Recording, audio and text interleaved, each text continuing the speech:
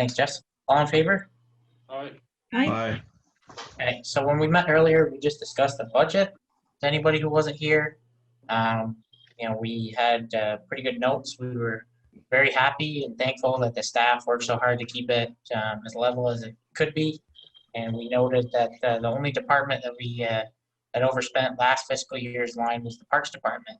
And noted how we're seeing that the proof is in the pudding, and that if sometimes that old adage that you have to spend money to make money, it's even applicable in municipal life. What we're doing down at the parks is paying off big time. So made a note of that. So I think after that brief recap, we'll go to agenda item number 3, which is the Pledge of Allegiance. And as always, I'd like to mute everyone and on Stan's cue. Okay, we will stand. Please stand. I Pledge allegiance to the flag and to the United States of America and to the republic which it stands, one nation, under God, indivisible, with liberty and justice for all. Thanks. So we're on to the warrants. I like what we did at our last virtual meeting. Since Stan has hard copies at Town Hall, if we could just ask Carrie if you want to point the camera towards Stan if possible, and then have him go right down the list with the hard documents. Does that work for you, Stan? You happy doing that again for us? Yeah, I'll do all the warrants. Perfect. Okay, I'll start with the general warrants. There were 100 general warrants from 12/8 to 12/21 for a total of $61,192.25. 18 of the warrants dealt with insurance, anywhere from vision care for $87 to property insurance for $13,247,000. Blue Cross Blue Shield. And don't forget, employees here, they get up to $200 for health care. They want to join a club or something. There was one employee that has taken the $200 to either walking shoes, running shoes, or join a club. So make sure your employees are aware of it. It's good for them. So that total, those 18 warrants totaled $41,455. The other one, 9 from Green Mountain Power for $3,525. Alan, I've given up. You're still running $700 and something for your light bill. Maybe it's just the nature of the beast. So we'll keep looking, but I don't think we're going to get it lowered. Carrie, there was one in here. I believe our David McWilliams is gone now, so we have Carrie Lewis. It was $500. Carrie Lewis is actually our boarding place. So she's the place where we bring animals if we have to board them if an owner doesn't show up.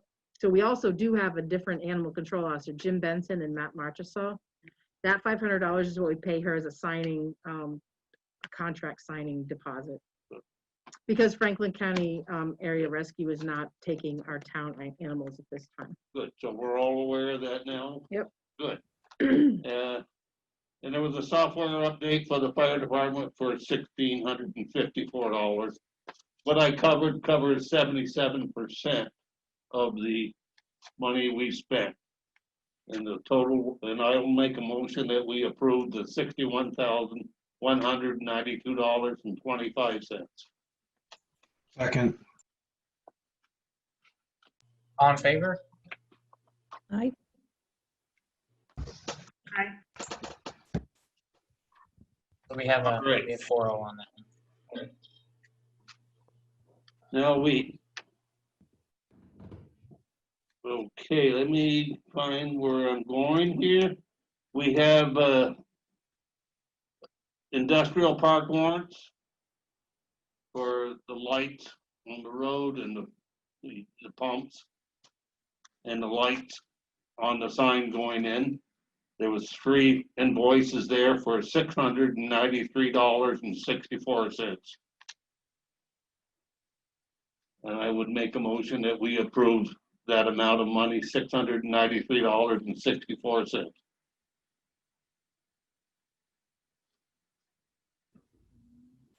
I'll make a motion to approve. Or a second, sorry. Perfect. Thank you, Aaron. All in favor? Aye. Aye. Thank you, Stan.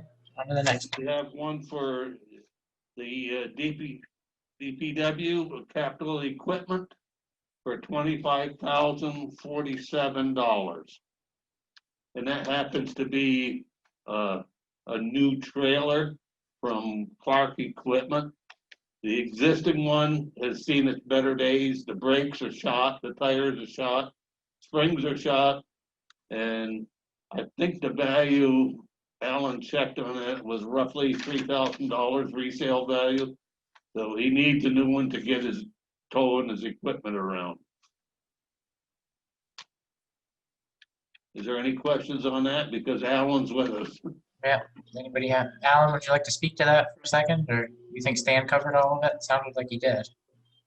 Yeah, I believe Stan hit the nail on the head with all of it. It would have just cost the town too much money to get it back in a running grade, so it's cheaper to get the new unit. Okay, any questions, anyone? Okay, if not, Stanley, have you made a motion? I'd make a motion that we approve that amount of money for the new DPW trailer. Perfect. I'll second. Perfect, Jessica, thank you. All in favor? Aye. Aye. Perfect. Okay, Then we have one for the infrastructure development warrant. And this is for the relocation of the town hall. And this happens to be in the amount of $1,222.50 for Sam Rubiano for civil engineering work that he's done. I'll make a motion that we approve that amount of money. second.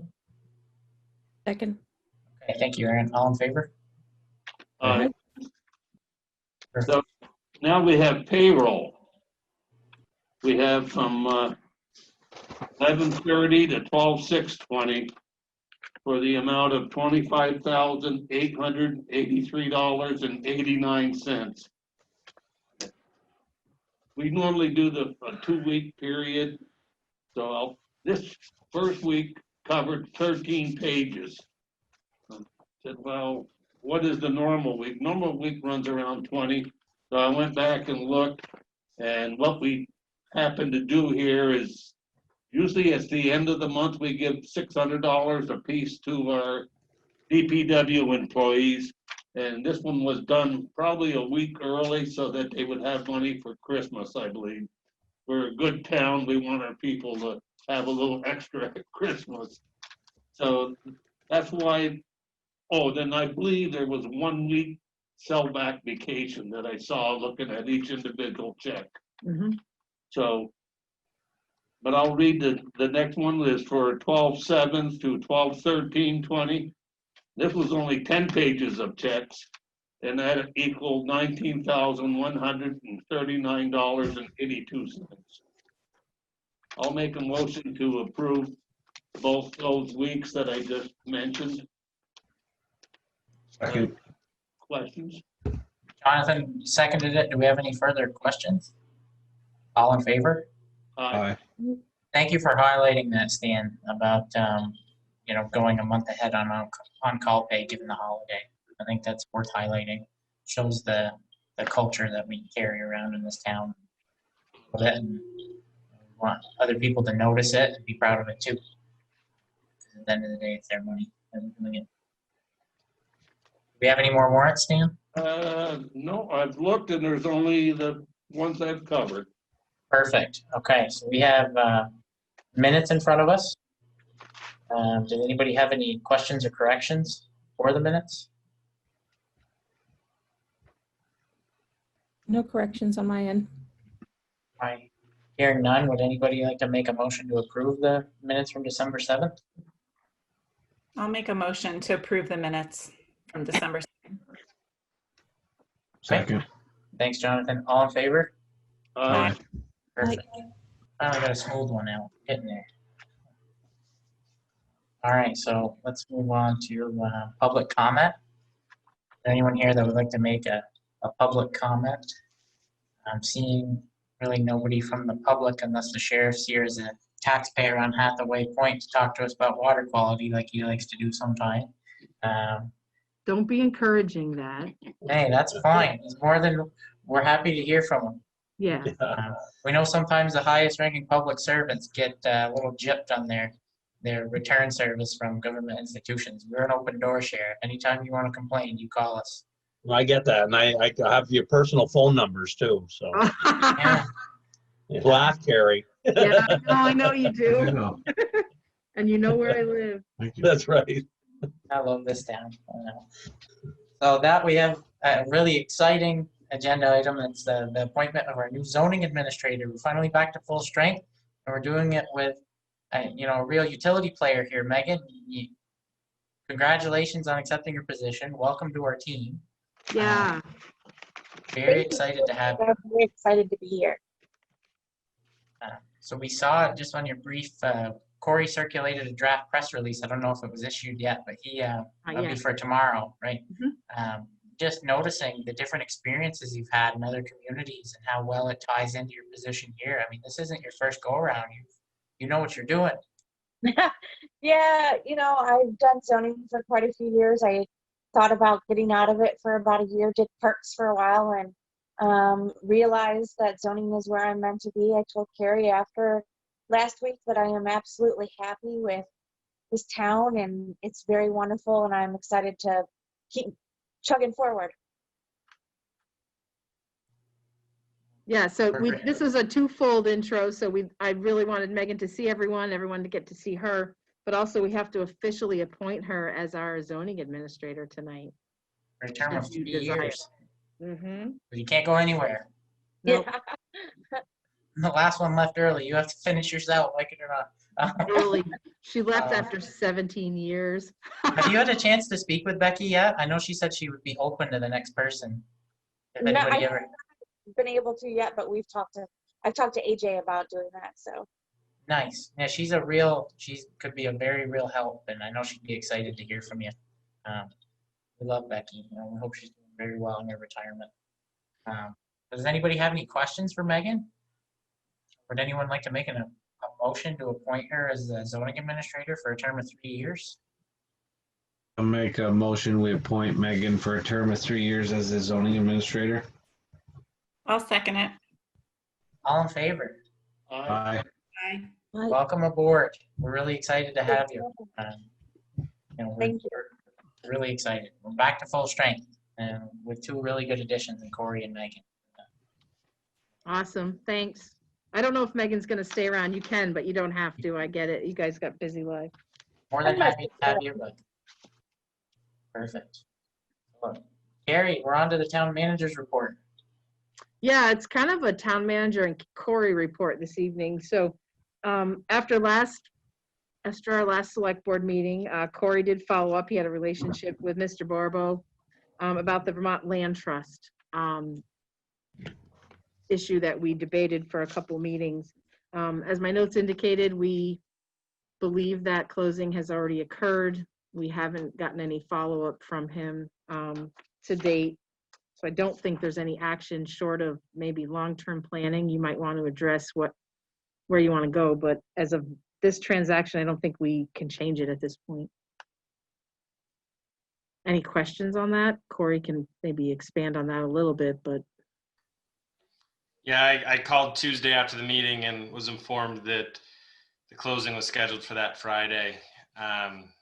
And just to send an email and see what we could do. He is open to having a conversation with us post-closing, but it seriously limits our options. But as Carrie said, I think it's something probably for the Planning Commission to look at, with your direction over the next year, and decide how we want to handle land in general going into the land trust. I think that's a good course of action, get down to the planning commission level. And I would really highlight people can do what they want with their land, but when it shares several feet of frontage with a publicly built and maintained road, publicly maintained road that we've invested, taxpayer dollars in for decades, that's really all my concern is. anybody can do whatever they want after that. But I think most people, most farmers would definitely agree with that too, after given that, our side of it. So anything that the planning commission can do. Does anybody have anything else to add to that before we move on to the next item of Carrie's report? All right, so it looks like it's Corey's floor for the. I will just, before you do that, Corey, and while I share my screen with you so you can get up your plan, your education plan, we are continuing to have, just for the public, should they watch this, we are continuing to have project meetings weekly. We are working through site plan, working with a civil engineer, and also working with Anna, and I worked with someone on the FFF team to pick finishes. So it's kind of the fun part. We're trying to think long-term for everything inside and out. So we are still doing that. Should anyone follow up and ask you guys questions, hoping to keep our schedule, although we realize it's aggressive. I can't do two things at once, apparently. I thought I could share it. I just said, I'm trying to share mine but it says host disabled participant screen sharing. Yeah, I didn't do that on purpose, and usually I can just click on the button on the right. I don't know why I can't, why it's not letting me do that.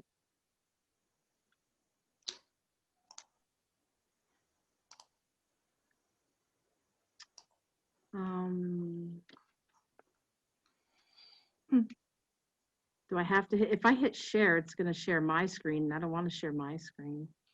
You want to go to the, no, Carrie, you want to end that? I know, but I just wanted to, when I stop that, oh, we have it. You can start and everything, but. Well, let's end your share. Yeah, I'm trying, but I forgot how I did it, so,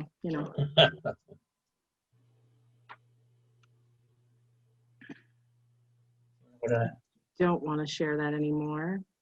Should be the top bar at the top of your screen. There we go. And then you want to go to Corey's image where you see Corey's picture. There should be a square with 3 little dots in it. Yeah, I click on that. And should Make say, host. Yeah, you want to make him host. And I thought I could just share though. I didn't think I had to make him host, but I'm going to do it. Just don't hang up, Corey, or you'll end the meeting. Yeah. I think you're the host now. Yeah. All right. So can everyone see the screen now? Oh, no. Pulled over to the wrong one. There. Can everyone see PowerPoint now? Yeah. Okay. So basically just a draft and, open to your feedback, but just general thoughts on how we're going to educate the public over the next few months on the need for a new town hall, and get the information to them out to the right folks, if you will, who will likely make this decision on town meeting day and before. Really focusing on kind of 3 themes, space, accessibility, and then revitalizing the bay. The voters chose to keep it in the bay, so we're going to continue to push there. I did notice a typo here, but we'll press there. Just a timeline. Town in March, voters voted 1,553 to 421 to keep the town hall in the bay. They also gave you at that time by a narrower margin $65,000 to fund pre-development work for the new town hall. And then in November, voters approved $200,000 to be used to purchase 576 for Georgia Shore Road to be used as a location for a new town hall by a vote of 1977 to 1414. They also gave you $200,000 to continue pre-development work. The reason why I think the timeline is important, I think we need to remind voters that they've been, I don't want the average voter to wake up and say, why are they talking about a town hall? We haven't heard about this. For the last year, it's been on their ballots, and we want to remind them the support that the steps have had along the way, and that you've followed their, why is it in the bay? Well, you voted to put it in the bay, and so on and so forth. The electoral landscape. So these are the folks, just general. Normally, we'd be able to predict pretty easily who's going to vote. Typical town meeting day turnout in St. Albans Town for a non-presidential primary year is between 20 and 25%.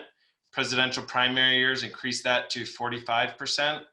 But it is very likely, I can almost guarantee it, that the state will require or strongly encourage towns to have universal vote by mail for town meeting day 2021. And this will likely increase turnout from the typical 20 to 25% we'd see in a normal year.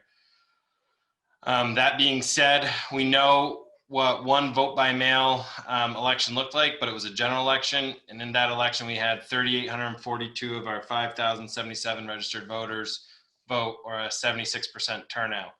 I don't expect a 76% turnout, but I think that 40 to 50% is easily reachable. And that number will be important as I move on in my presentation. So the voter contact strategy really is going to be strong social, earned, and digital media outreach.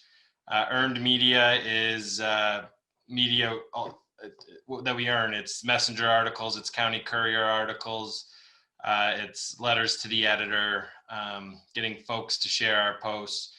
So the pros of this is it's super cheap, it's traditional, and it's not time consuming. The cons is we're talking to people in Sheldon, Swanton, Highgate, Enosburg, Georgia, Fairfax about the need for a new town hall, and not all the voters that we need to target. And it's hard to validate its effectiveness. We don't know how many people still read the messenger or read the courier or these things. We don't know who they are, so we can't really watch it. The targeted education paid media, probably the most effective way to talk to voters here, and it'd be direct mail. Pros, we can target the 3,800 voters that we know voted in the general election pretty easily. So we know they're the most active voters in the community to vote in the last time. And of those folks, they represent about 2,154 mailing addresses. So from a budget perspective, able to narrow that down. Cons is this is expensive and you need a minimum of 3 rounds for it to be effective. Most people, studies will show 1 postcard doesn't move the needle, 2 doesn't, you don't really start to see it have an impact until you do 3. So it's my recommendation, you either do 3 or do none. And so, they're not effective otherwise. The only other thing that's more effective is door-to-door campaigning, but we just can't do that in this environment. Letter to the editor, front porch forum outreach. Front porch forum I don't find is overly used that much in this community, but it's free, so we should use it. Our campaign, we'll always focus on the earned media. Letters to the editor don't have the reach they once had, but they do provide the following benefits. Express support for newspaper readers, most of which are likely voters. Content to be shared across multiple platforms, including emails, Front Porch Forum, Facebook, and Instagram. So we can pull quotes out of a letter to the editor and put it on a meme that goes on our Facebook page about why, Jess Frost is supporting a new town hall. And then we can also use the quotes on a direct mail campaign and place them on our website. It is my goal to have a minimum of 20 letters of support for the town hall between January 1 and town meeting day, at a cadence of 2 per week in January, increasing to 3 per week in February. Ballots are likely to go out February 10th, is my understanding after talking to Anna, right around that ballpark. So really trying to gauge our direct mail and things to ramp up as people are getting their ballots. For like this election, something like 75% of voters voted before election day. So, the election could be over and decided by the 3rd week, 4th week of February. The budget to do that basic of a campaign, and I really think it's a basic bare bones campaign. And I've been doing these a little while. That's about as minimum as I can think to do. Is direct mail for rounds 1, 2, and 3. I didn't go out to bid.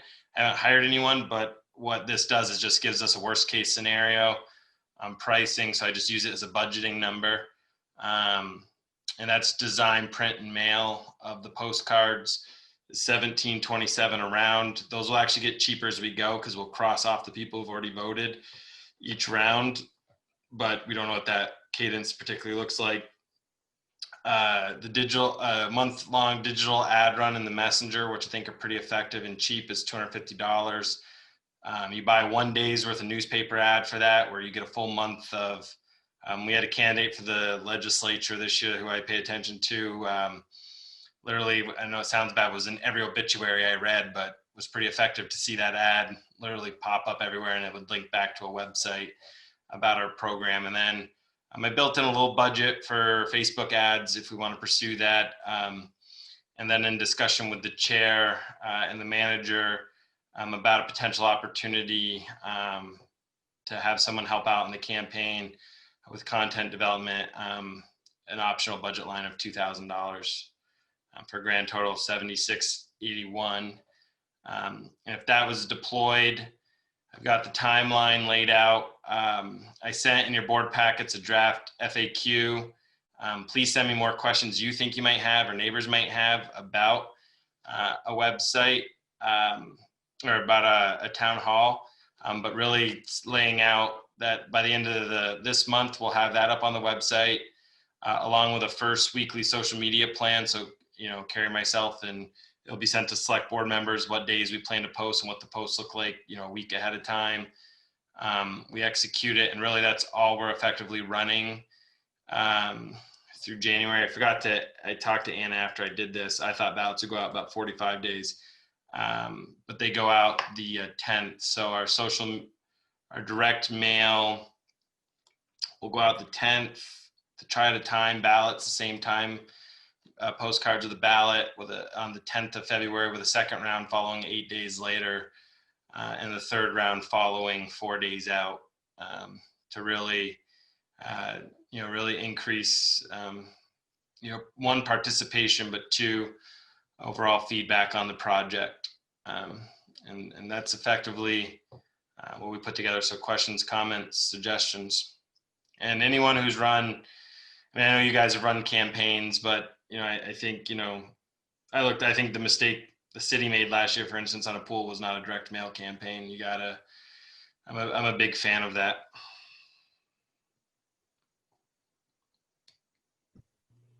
Anyone have any questions? I don't have any questions right now, but I just wanted to second the idea of the direct mail campaign. I think that, one of the things that we've heard from members of the public is that even though in some ways the Zoom calls are more accessible for some to be able to log in and check them out, but I know that there's been, people have been sharing messenger articles, but there's a paywall. Not everyone's on social media, and even so, sometimes you're seeing different things when you're on there. And so I think we owe it to the town to do what we can to get the message out. That's one of the things that we said we were going to try to do in this pandemic, and realizing that, getting together in person or trying to finagle technology to make us get together virtually is going to be difficult. I think that direct mail is going to meet people where they're literally at. And if we have call to action as far as, how they can get in touch with folks with any questions they might have, I think that would be a giving folks a clear direction on where they can go with questions will be handy. I wonder too, if we want to include in any of the direct mails, if we know in advance any select board meetings where maybe the select board meeting where we go over the questions on the ballot, so that folks can know this is the select board meeting where they can tune in and know that there's going to be a conversation about the town hall. So rather than say, come to any select board meeting, which they can of course do, say, this is the one, if you want to hear more about it, this would be a good one to tune into. Yep, and I think, my goal too is the website piece on this. You'll kind of see a blogging piece where I'll share letters to the editor if we can cut videos of sections of select board meetings where you guys are talking about this, and provide an update. I just, like you, Aaron, my goal with the campaign, I'm calling it an education campaign because that's what it really is just to educate them on what's going on. And I envision the first round taking them through the timeline of why we came to this decision. interestingly, I've learned, we started looking at what we could do with town hall back in 2005 at a minimum. We've done 2 studies since then. There been very, options that probably aren't as appetizing as this one for the community, and why we haven't done anything since then. Educate them as much as you can in a postcard on that, but send them to a website that can go into that in detail. And then, also remind them, I think voters are going to be very concerned about tax rate this year. I think we need to remind them this does not impact your property taxes. This is funded through, revenues of the local option tax. So voting this down won't save your property tax dollars. It won't help, it's not gonna, you're not gonna have that. So I just think that's very critical for misinformation out there. And kind of educate them all along the way, and then, show them support of their neighbors, in the 3rd round, let's say. I wonder if the tax rate piece could be, even if we don't lead with that, just that be restated like every single time, like that's the tagline. Yeah. The part I'm being most. No new taxes. But Aaron, your point about connecting with people, as we can in a COVID environment is a good segue into, a couple things that Corey, Carrie, and I have been working on. We actually had a meeting at Public Works with Alan and John this morning. And that's a website redesign and a revamp of our brand. Anybody who knows me has known that I've been harping for 3 years that we need a new website and we need a new logo. So it feels like now's the right time. There's money in an impact fee reserve account under admin that Carrie has signed off on being utilized to pay for a professional website company to come in and build us the tools we need to be able to connect with people in a pandemic. This is an example of something we can do now. We can learn to get it right. If this ever happens again, this website will probably not roll off until the 1st of May. It's about a 5-month process that Corey's going to lead. He's going to meet with every member of staff and chairs of the Development Review Board and Planning Commission. And I'm sure they'll talk about it at the Planning Commission level. We want to make this a website that works for everybody. So we issued an RFP for that. We selected a firm for $8,400 that handles South Burlington's website. But the one that Corey and I have kind of fallen in love with a website that they do is Des Moines, Iowa. So we're they do about 1,000 municipalities. That's all they do is municipalities. We had some good conversations this morning about building in a customer relations managing tool, an infrastructure management tool, so that Alan could keep track of what culverts he replaced and when, and how long of a depreciation schedule. And every catch basin in town should probably be GPSed, and every culvert. And it's just getting to that level of 21st century technology.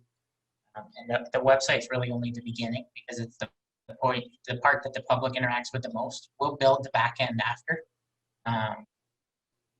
And the other point of it is, it doesn't make sense to do a brand new website with a logo and a color palette that we're very likely to move away from if the town hall passes. And I've had that in the back of my mind for years, that I wanted something a little bit more, next level professional. Like the city, love them or hate them, that maple leaf, you can see just that leaf on a sign or on a Facebook post, and that's the city of St. Albans. And they've got some pretty beautiful classic text to go along with their logos for each department, and their letterheads for all of their departments, all of their boards and commissions, their email signatures, everything matches. So we're looking to put out an RFP to get to that same point as a town. We envision it costing between $5,000 to $10,000 roughly. There's a local firm in St. Albans that does work for the health department, Sugar Bush, I think, Corey, and a few other notable places, Con Edison, I think. So there's some local talent here that could handle that volume of work in that price range. And we could kind of make it all work together. And we'll get the logo with your support and consensus, obviously, we get the logo done right when the website folks need it. And I also wanted to touch on the $2,000 that Corey put in the campaign budget for optional content creation. We can't say how unless we go into an executive session, but we've got a lead on a local talent that is very, very good with a pen. And that individual is willing to work for us freelance and is very capable at researching. So there's the thought that we could share that budget between the website and the social media, education campaign. So we could have somebody write us blog posts about every major tenet of why we need to do the town hall. And we could share it on Facebook with an ad spend. And in a lot of ways, that's more effective than a newspaper article. And we could also have that person, tell the story of our parks. That stone house was built by people in the Conservation Corps that didn't have, that was the comeback of the Great Recession. And, we're revitalizing it with money that's connected to the Walmart project. And we're doing all these projects with local option tax money. I mean, there's all kinds of stories to tell. There's Cohen Park. How many of us know why that's named Cohen Park? I'd like somebody to research that. And on our brand new website, I'd like a couple of beautiful pictures of Cohen Park with a history of it. And, I'd like to put that out there into the world. Did you know, and I'm going to be quiet in a minute, but did you know that on Wikipedia, there's another municipality that shares the majority of our name that takes credit for our industrial park? I want somebody that is capable of going online and correcting that for us so that our brand is intact and that we're able to operate a fair fight as we compete for growth into the 21st century. And that's what it's really all about, connecting with people and competing for growth.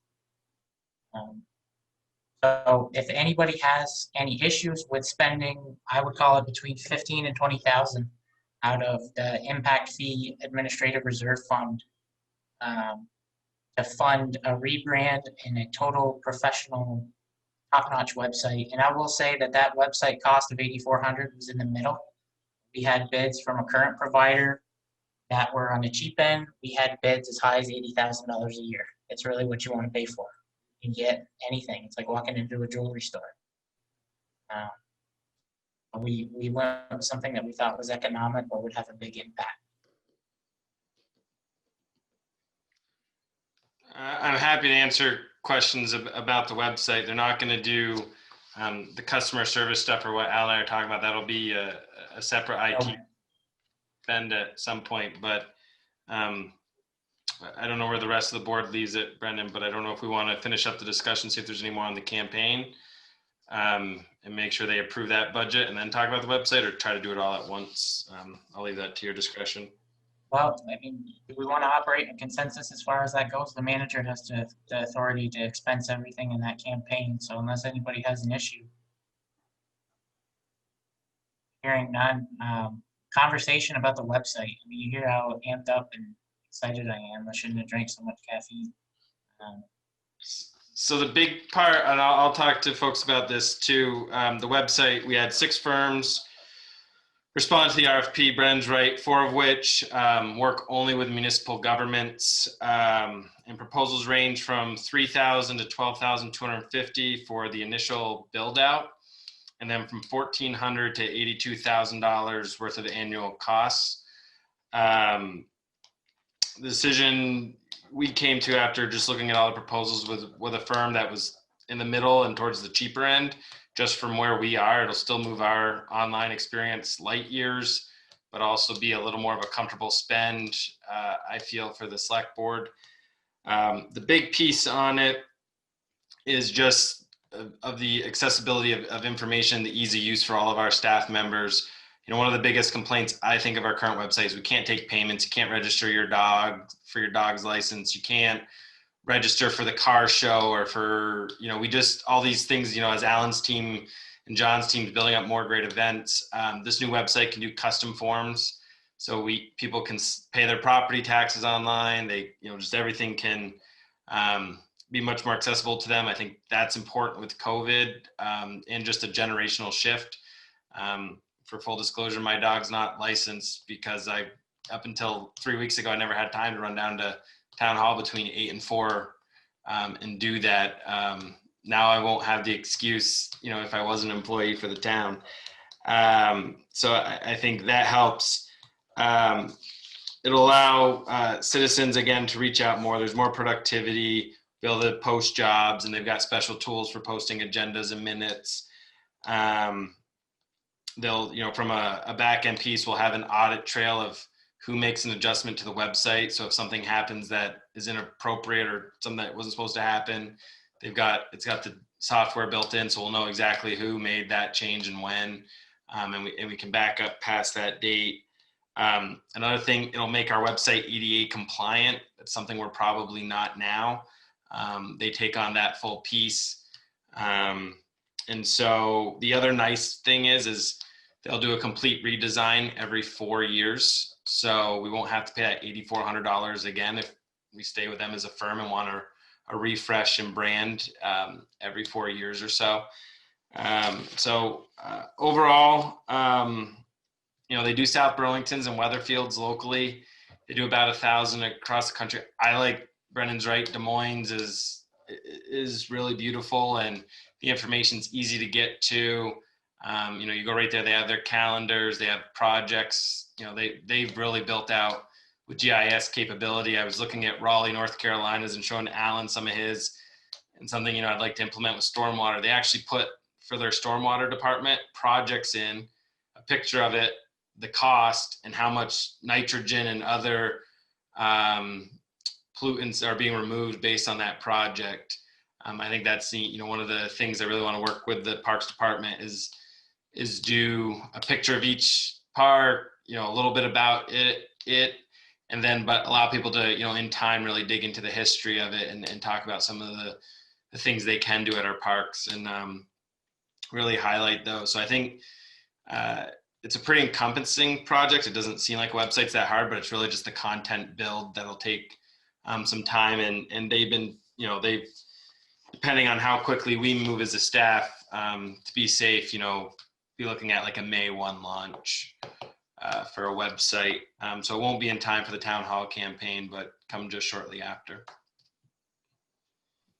I think that's great. I think we need a new website. So Mm-hmm. Yeah, I agree. I had a couple questions for the RFP process, or at least for this top candidate. Did you have you had an opportunity to talk to not just see the websites, but talk to the towns that actually use them, and to find out how easy the website is to use and how accessible they are as a company?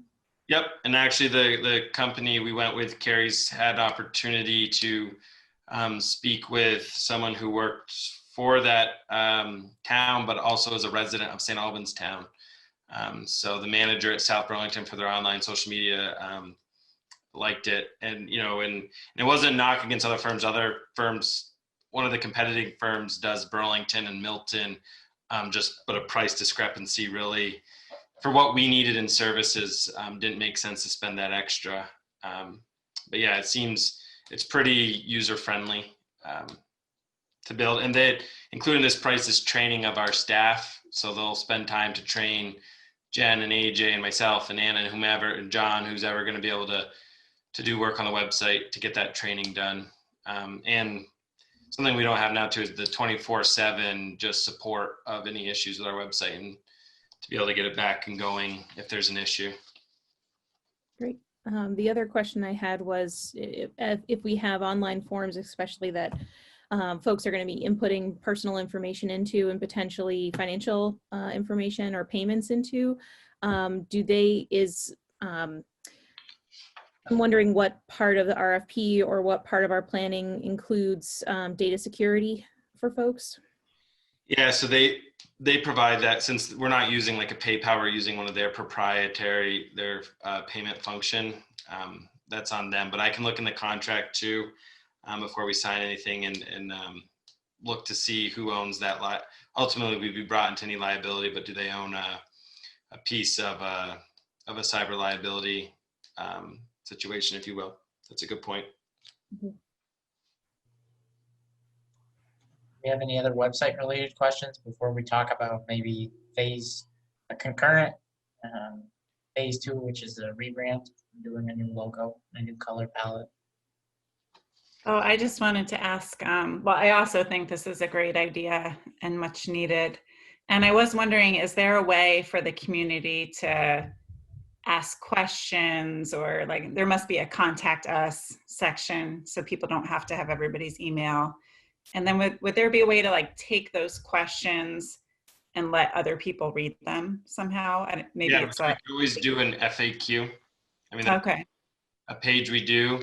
The piece I don't know if Alan's team will love, but they'll be able to directly send, like, we see a pothole and send it to Alan's team. And so looking, I'm looking for the exact name they call it, but It's not See Click Fix, is it? Or do they? no, that's Burlington. That's a different firm. Yep. That option's really cool, but it's like $12,000 a year just for that option. Mhm. And so that becomes one of those balances. You're like, that's great, but is it really worth $12,000 in our, you know, Dollars an hour. like I said, I feel like we're getting a really nice Honda Civic here. It's going to do the job and be great and be brand new, but we're not buying the Ferrari. You know, one of them, you know, was really slick and I'd love to buy, but it was $86,000 a year. And I'm just like, you know what I mean? That's just a lot. But yeah, they'll, and then they got, so the other piece too is, I think just a lot more, a better calendar system too. So when anything gets posted across departments, it creates like a general calendar, and like Des Moines has the piece. So you're looking at events we might be having going on in our parks, and at the same time, a select board meeting tonight. So pretty interactive. But yes, they do have places where folks can just reach out and get to us. And I think we'll have to work on the forms for like the online licensing, because Anna's still at the end of the day going to have to mail a dog tag to to folks, but maybe she does it, you know, once a week or once every 2 weeks, just downloads the list and see who's paid and monitor through that. And it's really, I mean, more ideas will come to light as Corey has meetings with the staff individually. I know that John had quite a good list. And I mean, there's just simple things like when we post an agenda to a web, you know, like a select board agenda and warning, we can automatically share it from social media from the website. So whoever's doing it could click just buttons and they all integrate and send, and it would go out. Same with, they'll allow us to build in an email list and target, you know, if folks sign up for an update on certain things but don't care about the planning commission, let's say, they don't have to get the planning commission emails, but they get the other ones. So it allows them to do that. So there's just a lot more features than what we do. And I think the biggest is really the forms and payment online. Just, well, you know, I, as a former city resident, used to pay my water bill all the time online and just not have to go into City Hall. And I guess the second part of this project is going to be the rebrand. We envisioned a small working committee, maybe getting us to maybe 3 to 4 options from whichever company we hire, and then maybe picking them from there. It's something that's got to be done with some expedience. We have it done for the website company when they needed to start building out our color palette and our logo placements. So we envision having maybe myself, Carrie, and Corey get us to the point where we have a pretty good, preset list of 3 to 5 different logos all developed that all make us feel good about it. And then bringing that to a larger group of mostly staff and department heads. So we would have Alan and probably John. We'd get the fire department involved because ultimately their logo would be changed to whatever their text is underneath this one. Same with Public Works, everything would be unison. And then we kind of let them have a secondary, set of narrowing it down and maybe see what the recommendation is.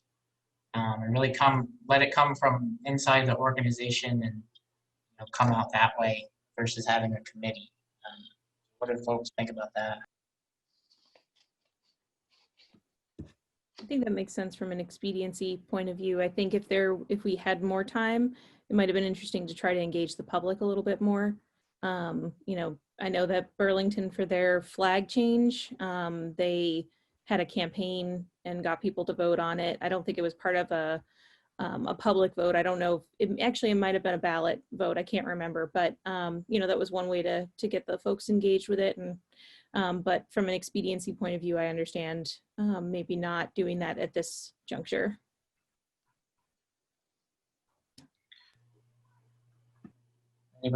Thank you, Erin. Does anybody have anything they'd like to add?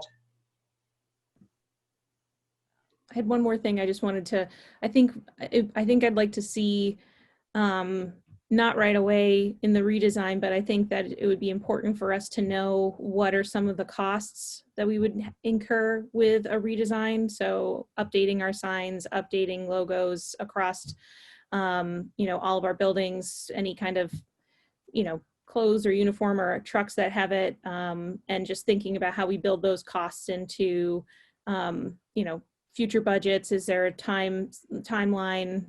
Is it going to be tied, are we going to live with a couple logos for a period of time, or is this going to be a big push? So just kind of thinking through a timeline of when all the logos are going to get changed around the town and on all of our equipment. Well, I think I could speak for at least Corey and Carrie and myself when I say that we envision maybe starting it with the new town hall.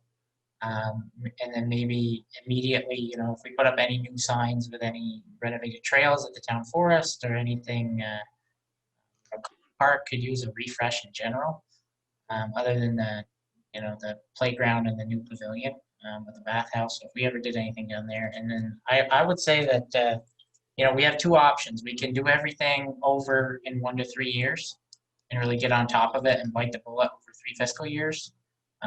Which probably would cost us, I don't know, the last time I got a vehicle lettered at Yipes, it was $300 for 2 doors. So there's that option, or we can, within 10 years, we'll have traded out every piece of equipment we own. So there's the long game, and essentially in that case, there are very little to no costs. I guess the only hard cost, depending on how we decide to go, is whether or not we change the sign on the Public Works garage, and what that might look like. Decide to do that. And I think, we'll feel strongly one way or another whether or not that's worth it when we see the logo. And it'll probably, I think our goal as a subcommittee needs to be to pick a logo or a preset list of logos for the staff to choose from to come to you guys so excited that you want to bite the bullet over 1 to 3 years and get it on everything, because it's something that you feel is really representative of the town. But, we envision at least the startup costing between $5,000 to $10,000 above the website. And the website was a one-time commitment of $8,400, and then I think $1,500 a year. $1,900 a year. But in that $1,900, every 4 years, you get a total redesign. You don't have to pay the $8,400 again. So, yeah, $1,900 pays for the tech support and the access to the technology, and if they update. Say they add a new feature to their website, we'll get that update as well. Is that ongoing cost? Yeah, and from a website piece, Aaron, I drafted an RFP. It hasn't gone through to anybody, but in it, I asked them to actually design all of those things, including welcome signs. So even if we're not doing it, we could have a design done.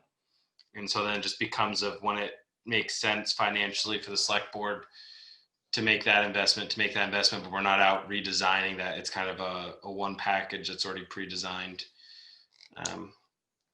But it's, again, folks, I know it's a lot coming at you, but I think, it probably does make sense if you're going to do a website and planning on doing branding at some point to try to do it all at once.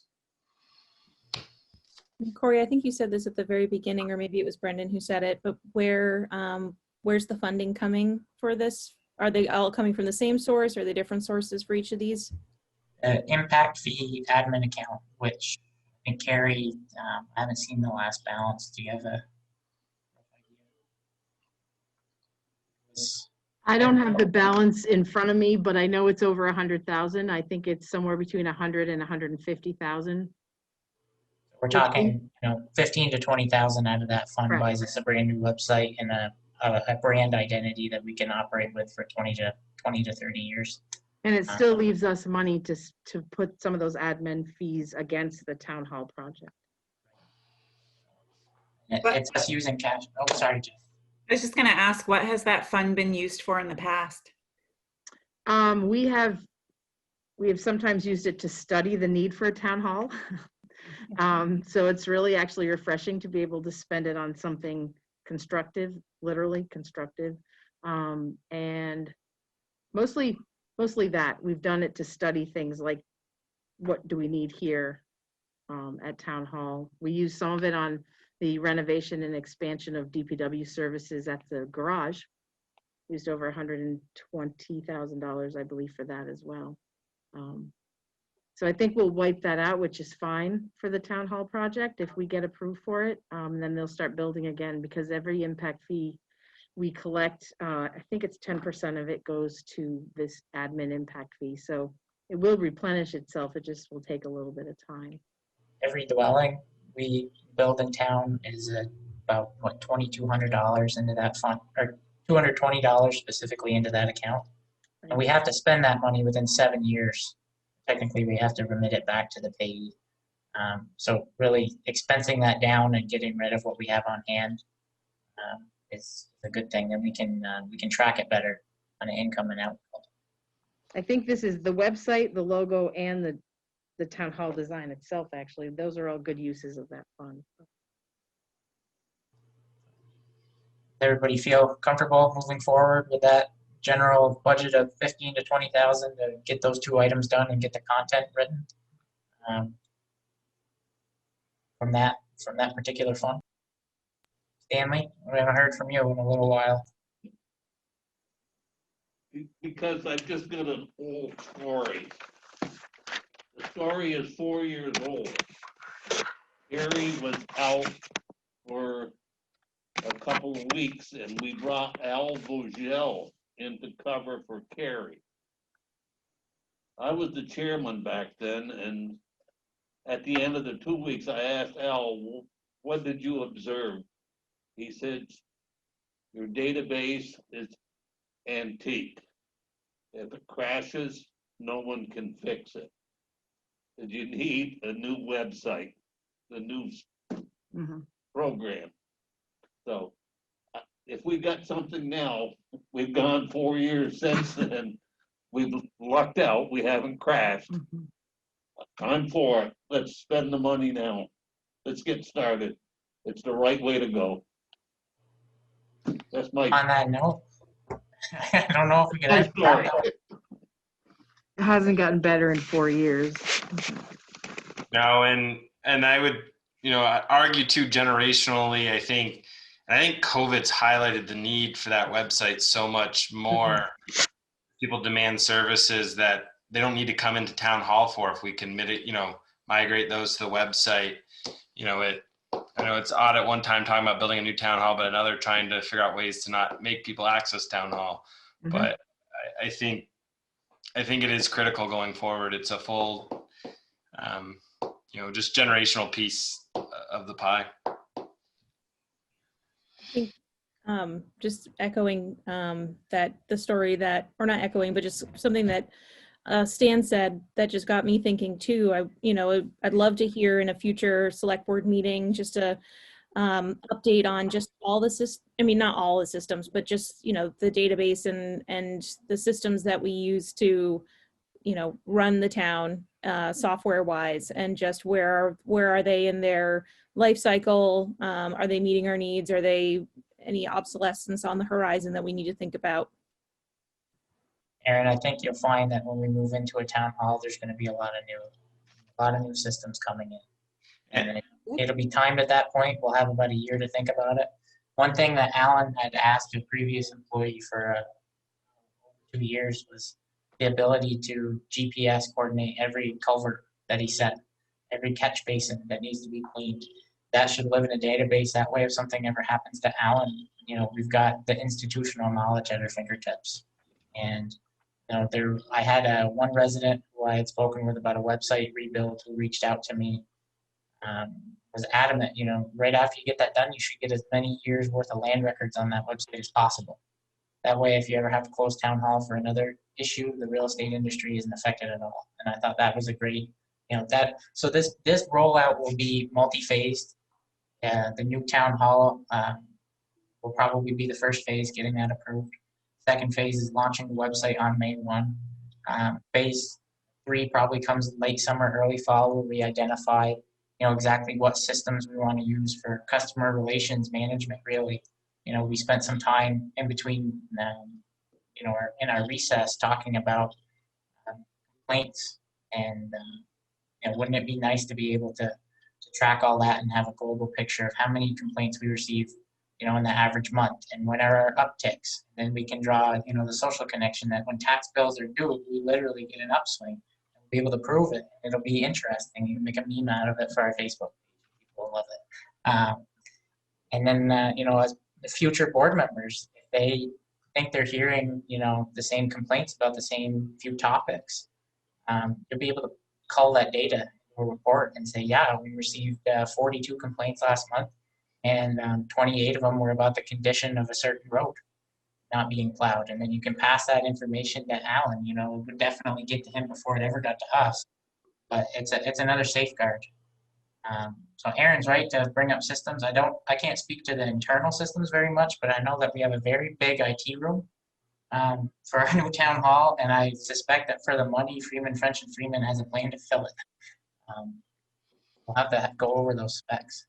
And Aaron, just so you know, because Carrie has mentioned to me to look at a CRM tool. I've talked to the Agency of Digital Services at the state about what the state, some of the services they use and what they see out there in the industry as potential players. And so I've signed up for a few demos and just got white papers from a few firms, but we haven't moved along that, but I'm just, starting to scratch. And then Alan's again reiterated he's shared with me the software that he'd like to see in his department at some point. So I think, the select board at some point should expect a discussion on IT, and it's not cheap, but it's needed at some point. And, we're not gonna be looking to build custom stuff all the time. It's gonna be what's off the shelf and works for us for an organization size. So, but. At one point, people in the town thought it was expensive to pave roads. And they said, well, it's not cheap. But at some point, somebody made the decision that it was time to start paving roads.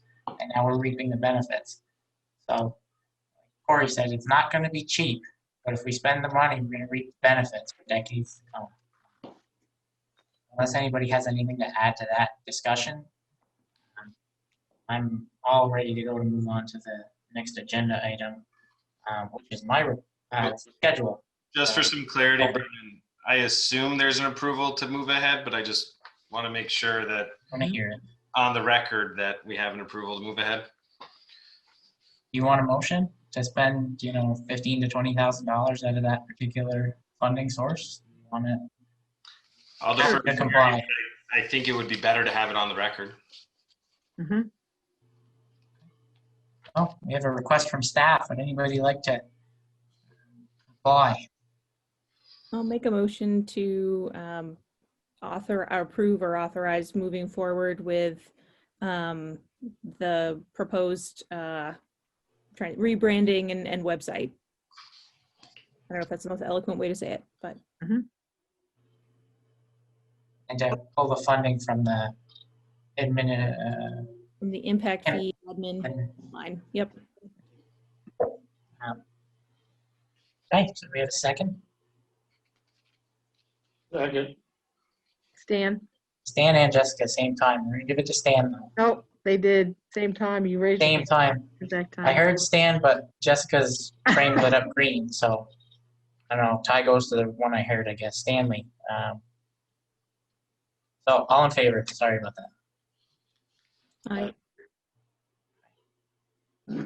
Jonathan? Yep. Yeah. Yep. Okay. I saw it. All right, perfect. Okay, so do we have anything to bring up under a COVID update? Other than the obvious, but I'm going to state it one more time. We are still asking people to make an appointment if they expect to or talk to any staff. And it seems to be working okay at this point for limiting when we can any attendance at DPW as well. That's All right. it. Anybody have any questions for Carrie before we move on from our report? All right. Schedule. We've got regular meetings on Monday, January 4th and Wednesday, January 20th. The change to Wednesday being, what is it, MLK? Mhm. Yeah, so there we go. I don't foresee the need to call a special meeting related to the town hall, but always be prepared that you could get an email from us at any given point. If there's a big decision that needs to be made, we had a very good meeting today with our design team. And we're talking about where to locate the septic tanks in relation to the well and what we should have to be, it's going great. We've got a very good team. We're watching the money very closely. So more to come on that front. Unless anybody has anything to add to schedule, I will give up my chair's report because I've talked enough already tonight. So no more need to hear me speak. Any other business? I have something. So I wanted to talk a little bit about the Route 7 North. So if you guys remember, back in 2018, we got a grant. It was called the Better Connections Grant. And we partnered with the city and got a full report. I think it was July 2019. And it looked at that Route 7 North corridor. And there were lots of different suggestions in there as far as what we could do, from sidewalks on both sides, a rec path, striping. So the state, I reached out to VTrans, and they're going to be repaving that portion of the road in 2024. So that's really not that far away when it comes to planning. And I think it would be in our best interest to be ready in some ways to make some changes when they're doing the paving. So we have a committee that's still been meeting monthly since 2018, and there's people from the city and the town on it. They're both, huge advocates for this project. And so we were talking about it, and usually every year Vermont comes out with a scoping grant, and usually around July, and there's about a 20% match, or there is a 20% match from the town generally to move forward with that grant. Chip Sawyer sits on the committee, and he estimated that to do the scoping would cost about $35,000.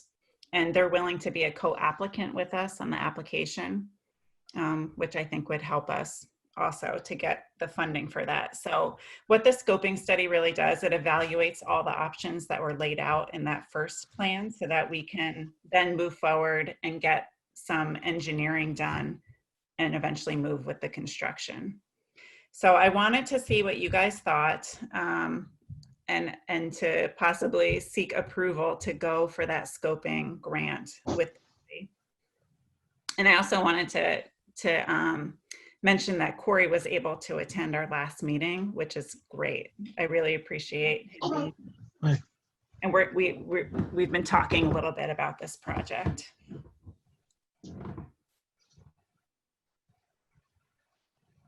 So Jessica, is the 20% of that, I think you said 35,000? Yes. And with that 20%, if we co-did it with if we did it with the city, would we be splitting that 20%, or is it 20% from each municipality? We would have to figure out how to break that down. The bulk of Route 7 North is in the town. There's just a little portion in the city, but they are interested in making that connection to the rail trail. And I think we should be interested in making that connection to the rail trail. I don't know if you guys have had a chance to check out the new Lamoille Valley Rail Trail, but it is beautiful and people are already using it, and it does connect to our rail trail. And it's going to go across the entire state, and I anticipate that it's going to bring some bike tourism into our area. So if we can even, be able to do wayfinding, directing people to our businesses up north, and the city can direct people to their businesses in the city. I mean, it's a great economic tool. Jessica, could you remind me quickly where the first study was to do what? It wasn't to get a recommended plan. It was to do just an evaluation. Yeah, it was an evaluation. It gave us a bunch of options. Some were lower cost and some were higher cost. And versus, there's some that are construction grants and some that are planning. Is this still a planning grant then? The second one you're talking about? It's called the scoping study. So I think more, it's not an engineering grant, but it looks at the options and it helps us narrow down our selection. So, I mean, if we knew what was the best option, we could potentially skip that step and go straight to engineering. But we don't, I know that, yeah. Yeah, I don't know if we have that skill So set. it's a $3,500 to $5,000 spend roughly, and it buys us a clearer vision for the sidewalk infrastructure in the north end, and it gives us an opportunity to co-author a grant application with the city. And some support of that, Corey. I think part of it too is it helps us figure out what right of ways we might need to acquire and so on and so forth. So it kind of just maps out what the whole project particularly looks like. And the grant's not due if it goes historically to about the June timeframe anyway. So like I said, Jess and I have a meeting on the books in January to discuss it more and get the start prepping the application. But you know, we've got time. I can write a letter of support on behalf of the board. I'd be happy to bring it up and get me authorized to do that too. That's, or maybe the mayor and I could write a letter together. That's something that we definitely don't mind doing. Yeah, that would be great. I mean, just to let you guys know too, I had gone out and spoke to quite a few of the business owners up there and talked to people who were shopping and Price Chopper and Hannaford, and there's general enthusiasm around doing it. There's also a need. There were a fair amount of people we talked to who have to walk or bike that throughway to get to work or to get to buy their groceries. So it's more than recreation, you know, it's a true need, I think, for our community. Well, I think we're good with operating on consent. We're going to move forward. I think it's fair. Anybody have any other comments to add to that discussion?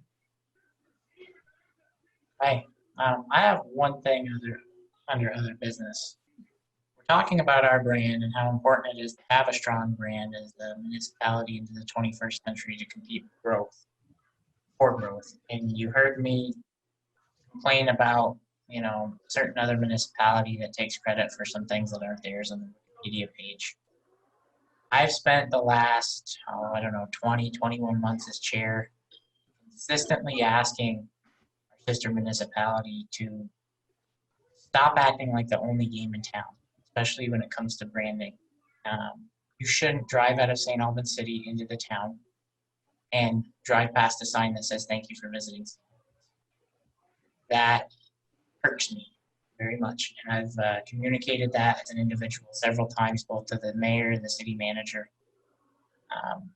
Now, when I called them not long ago, when we started talking about the prospects of doing a rebrand, I did reach out saying, "You've already cultivated a beautiful logo.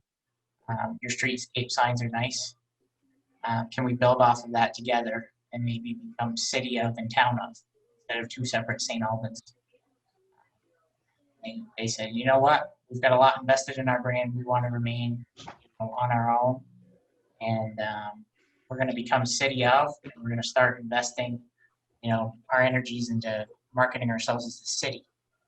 I haven't seen that in any of their new advertising. So it's still downtown St. Albans, which is fine. It doesn't, but the signs that you drive by every day in and out of the city still say, "Thank you for visiting St. Albans," and it's confusing to visitors. It just doesn't. We've been trying to put a good effort into being friendly and revamping our relationship. At some point, if we don't start to see some significant changes into the direction that I've been at least assured that we start to see, and that's the city branding as the city of, and the hostility around branding and coexisting, coming back down. I might need to ask you guys to able to say, the town, not just me, Brendan, an angry taxpayer, but the town of St. Albans doesn't like what it sees as far as especially the signs. I mean, you drive by it every time and it's almost an insult. I get that, 10 to 15 years ago when they did a lot of this work, it was at a time where the town was in a very different place leadership-wise, and they wanted to, bring people into the St. Albans area as a whole, and they made certain decisions, but there's I don't want to say it without being, I don't mean anything by it, but there's a new sheriff in town, literally, and there's going to be a new brand for our town. I want to make sure that we're on a level playing field. If there's an out-of-state visitor that comes to St. Albans, I don't want them to think that, if they're smart enough to deduce the fact that they're still in St. Albans after they drive by those signs, I don't want them to think these people, that's all they have to do is to bicker with each other. So we're going to change what we can from our organization. We'll remain the town of St. Albans. We won't encroach on the city's brand. We will not compete with them in any unfair way. But at some point, unless we see some significant change, we're going to have to talk about it at a board level. I want to bring that up. That's a very important part of our rebrand too. Does anybody have any other business? Hearing none, we don't have a reason to go into executive session anymore. The board mentioned that it has a personnel matter it needs to take up after the first of the year. Other than that, I have nothing. So if nobody has anything to add, motion to adjourn at 7:47. Sounds like a good time to end.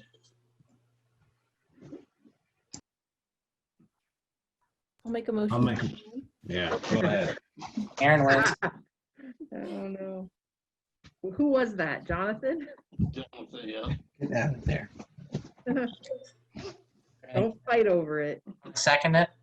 Second. Okay, there you go. Get your name on the paper. All in favor? Aye. Bye. Hi. Everybody have a great holiday. I don't mean to speak so much at these meetings. I appreciate y'all listening to me go on like that. Have a good night. Have a very happy holiday.